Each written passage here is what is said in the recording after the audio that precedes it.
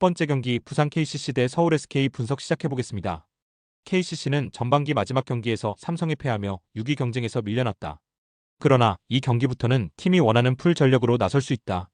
송규창의 복귀가 확실하고 발바닥 부상 중인 최준용도 복귀할 것이 유력하다. 이미 허웅이 복귀했고 올스타전에서 몸 상태에 문제가 없음을 증명했기에 라렌과 함께 베스트 전력으로 나설 수 있다. 아직 많은 경기가 남아있는 리그기에 본격적인 순위 경쟁을 시작할 것이다. SK는 리그 2위인 모비스 원정에서 승리하며 10연승에 성공했다. 2위 팀과의 대결이었기에 승리가 간절했는데 원하는 결과를 내며 추격자들과의 간격을 더 벌렸다.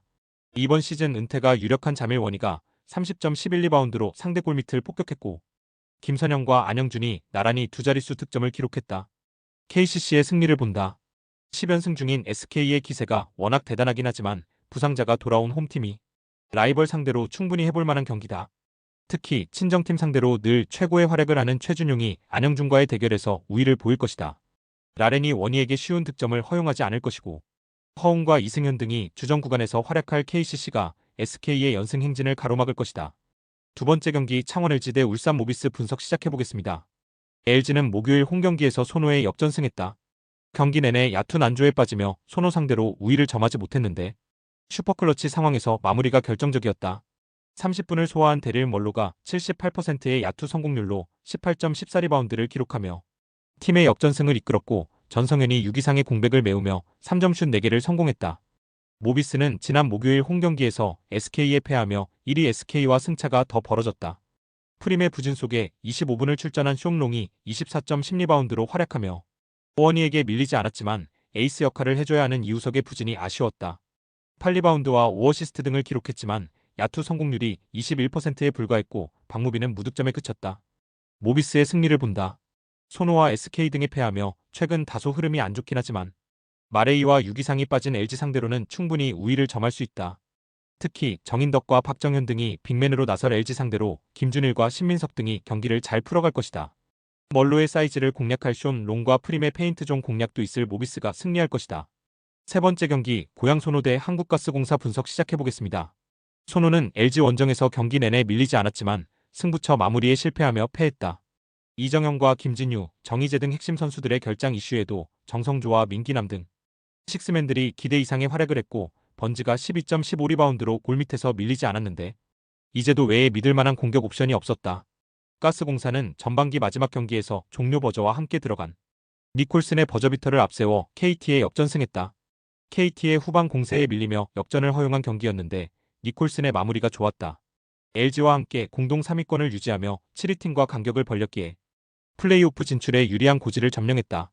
그리고 니콜슨과 벨랑겔, 김낙현 등 부상이 있던 선수들이 충분히 휴식했기에 최고의 몸 상태로 이번 원정에 임할 것이다. 가스공사의 승리를 본다. 올스타전에서 좋은 몸 상태로 후반기를 기대하게 한 벨랑겔과 김낙현이 충분히 휴식하고 나온 경기에서 손호의 앞선을 폭격할 수 있다. 발이 느린 번지를 외곽으로 끌고 나올 니콜슨이 외인 득점에서 앞설 것이고 이대영과 신승민 등이 임동섭의 약한 수비를 공략할 가스공사가 승리할 것이다. 네 번째 경기 KB스타즈 대 삼성생명 분석 시작해보겠습니다. KB는 우리은행 원정에서 경기 내내 리드를 허용했지만 4쿼터 종료 1분 20여 초를 남기고 여민아의 골로 역전에 성공했다. 그러나 김단비에게 연속 4득점을 내줬고 마지막 허예은의 동점 레이업 시도가 빗나가며 패했다. 허예은이 22득점을 기록하며 활약했고 이채은이 시즌 아웃된 나윤정의 공백을 메우며 잘해줬지만 경기 마무리가 아쉬웠다. 삼성생명은 목요일 홈경기에서 87점을 몰아치며 천적 신한은행을 완파했다. 신한 상대로 4라운드까지 1승 3패로 밀리며 약세를 보였는데 26점 차 대승으로 분위기를 바꿨다.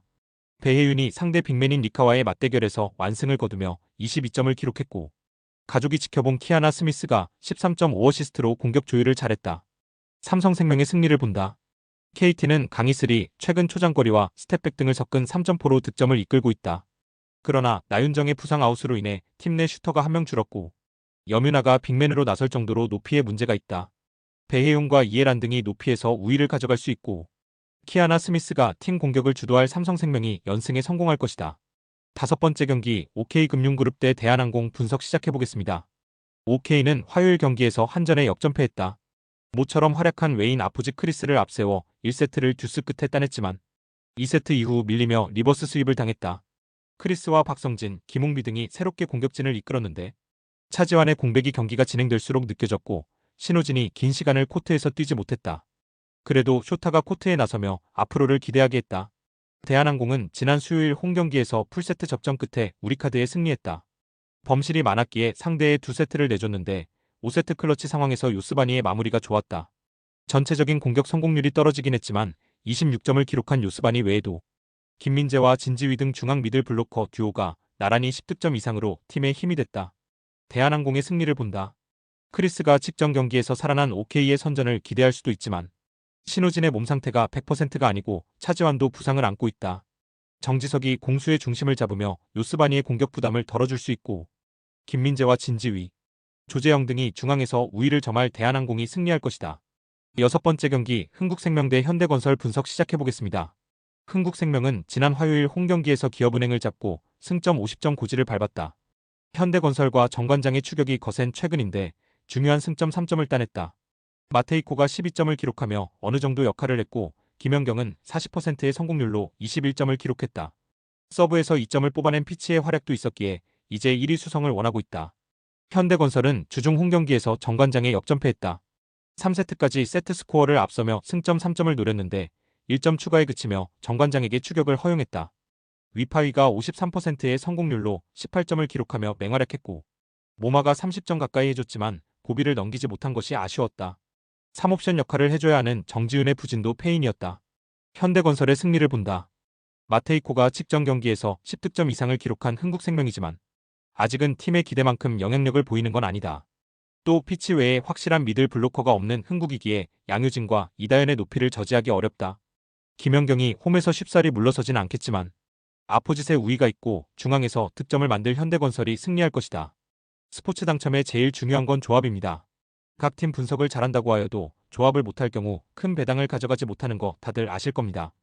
그리고 유튜브에 조합을 올려드릴 수 있지만 좀 더 자세한 정보들과 배당 흐름 및 각종 이슈 등 경기 전까지 어떻게 될지 모르니 조합을 빠르게 유튜브에 올려드릴 수 없는 점 양해 부탁드립니다. 조합 신청은 아래 고정 댓글 링크로 조합 신청 말 걸어주세요. 금전 요구 및 멤버십 가입 조건 일체 없습니다. 좋은 건 서로 나눠 갑시다.